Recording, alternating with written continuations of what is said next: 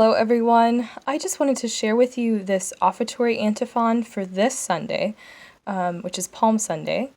And you can actually, you'll be able to hear this antiphon being sung at the Palm Sunday Mass that Father Pogmeyer is going to post on YouTube.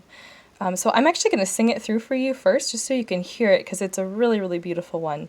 And then I'll talk a little bit about it.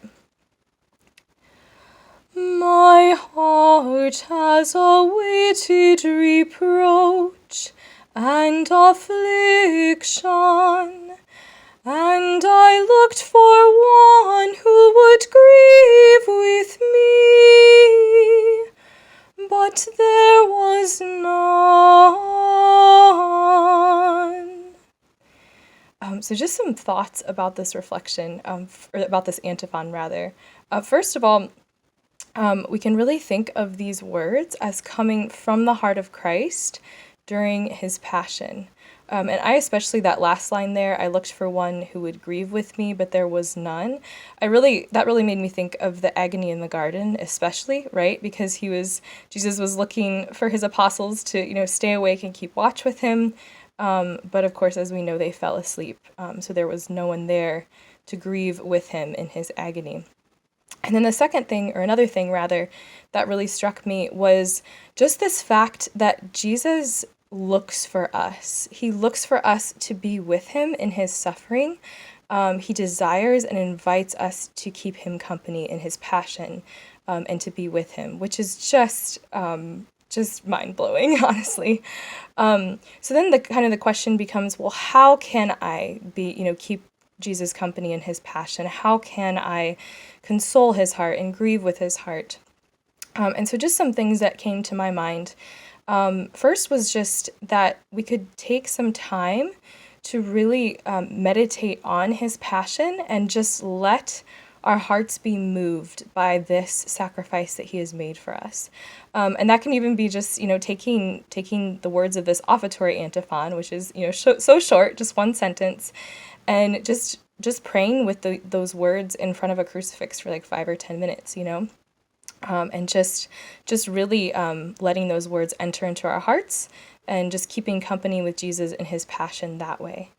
And then another thing I thought of was just, it sounds, a lot easier than it is, I think, but just making the sign of the cross with love and devotion and really thinking about what we're doing. I don't know about you, but during my day, whenever I make the sign of the cross, it's very easy to fall into the habit of just doing it automatically, right? Because we do it so much. But I think just really taking time to very deliberately and with so much love, just really make that beautiful gesture, that beautiful sign over ourselves. And also just thinking about how much our Lord went through to give us that sign. That's a sign now of protection and blessing and hope. So that's another way we can keep Jesus company in his passion. And then finally, I was thinking of just offering all of our sufferings that we experience throughout our day, at every moment, whether they're, small, like, stubbing our toe or, having to hang a nail or something like that.